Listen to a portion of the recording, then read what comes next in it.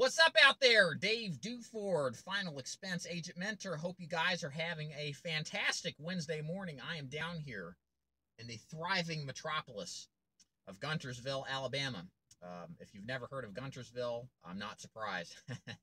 Anyways, the reason for my video today is I just got off the phone with an agent of mine talking about some things final expense sales related.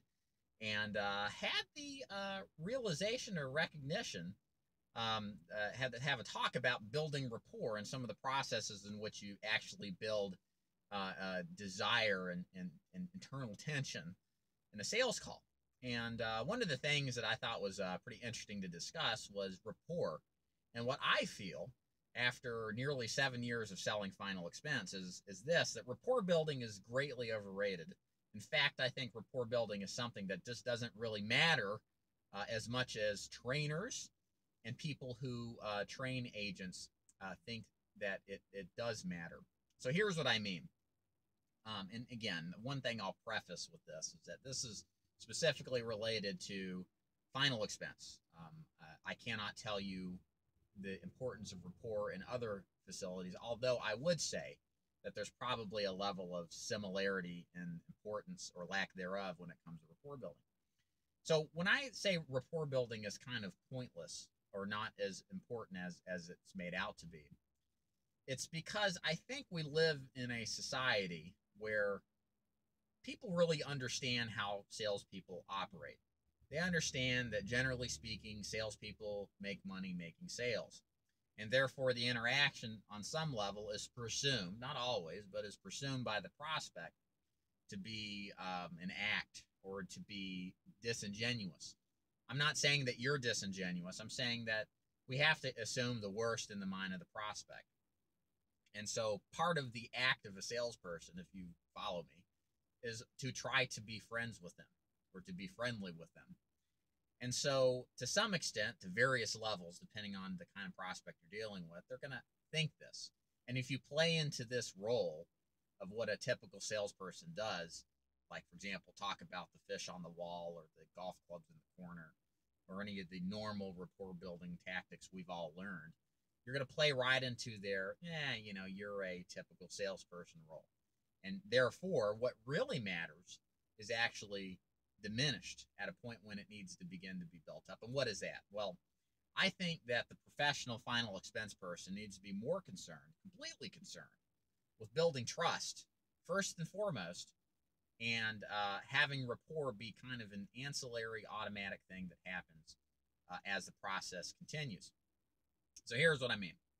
When I sit down for a sales call, now, I'm talking about presentation of what it is that I do within 30 seconds. Whereas in the beginning, I would spend 15 to 20 minutes trying to elicit a conversation with me listening more than talking, as any good rapport building tactics would teach you. However, I've not noticed any improvement in my sales building capabilities or sales making capabilities by having this 20-minute conversation with a person that, frankly, I'll never talk to again 95% of the time. So what I realized is that what people generally are trying to do are buying from people that they trust. Again, we live in a world of low trust now. Politicians are distrusted more than ever. Salespeople are distrusted more than ever. The media is distrusted more than ever. Generally speaking, we want to think that people are in our best interest, but there's enough things out there in life and in society for us, even normal people, to think otherwise and be on our guard. So I think the act of trying to build trust is what really makes or breaks the sale. And I look at trust as something that is not an event per se. It's not something you do in the beginning of a sales call. It's something that either every word and every phrase and every sentence you say either builds trust or takes away from trust. It's kind of like a sliding scale that increases till the end when you ask for a sale versus one that is an event that happens and then is never considered again. So here's where I'm going with this. I think that effective final expense salespeople need to be obsessed with building trust.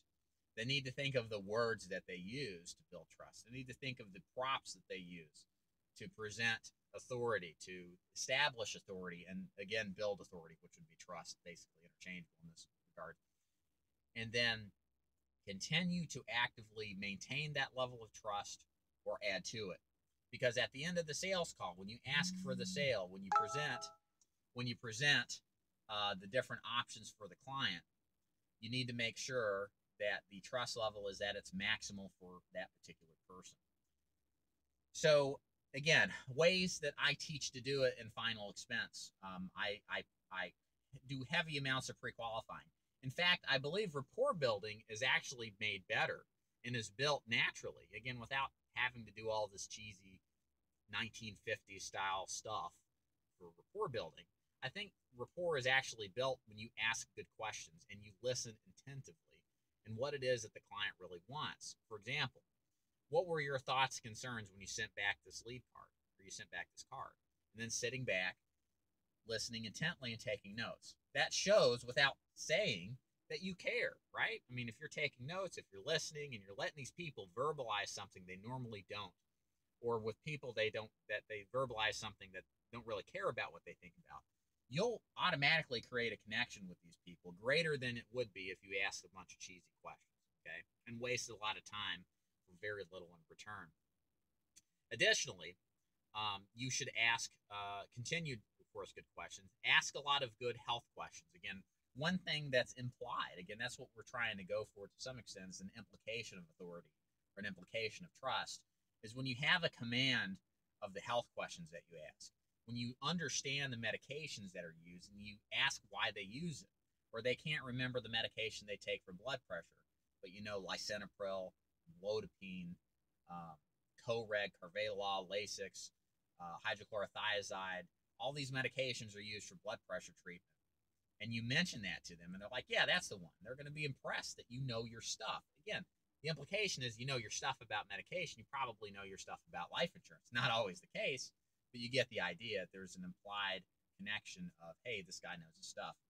And then when you show them the insurance options that you have, when you show them the different types of options, when you actually show them a brochure from your prospect, from your competitors, and you show them in the fine print where it says that this thing cancels at X date, or it goes up in price at specific years, you don't have to sell them on nothing. They're sold themselves by seeing what you show them. And the fact that you've taken the time to do that, to exhibit this, and to show them this, again, builds trust and rapport, incidentally, automatically.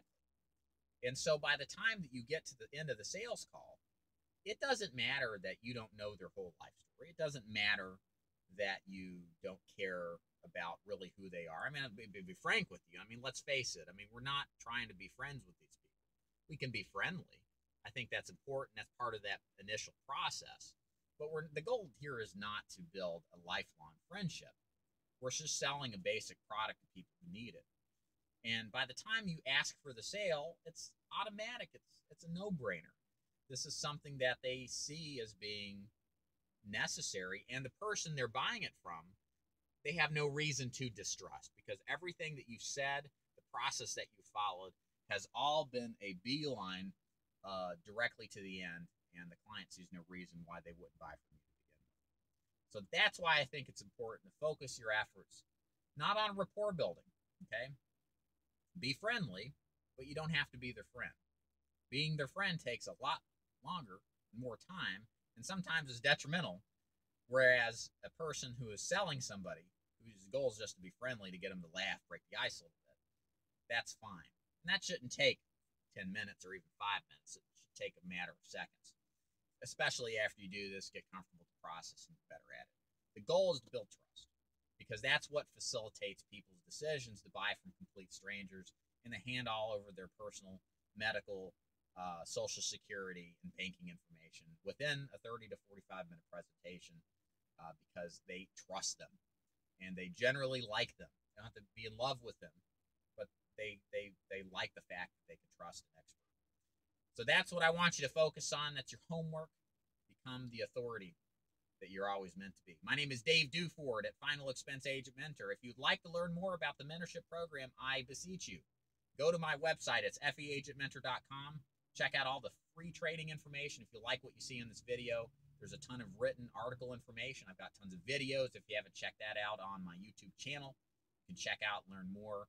If you'd like to join my agency, go to feagentmentor.com/contact. Send me a message, and I'll send you some preliminary information review about how the mentorship program works and why it's a benefit to you to join. And if you like the idea of sales training, you're already in an agency, check out my final expense inner circle program. You can find more information out at the bottom, down here in the description. If not, just put it into the search bar and you'll see a preliminary video that describes how it works.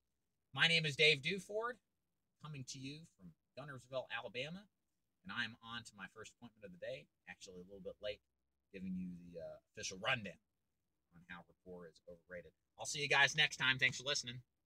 Peace out.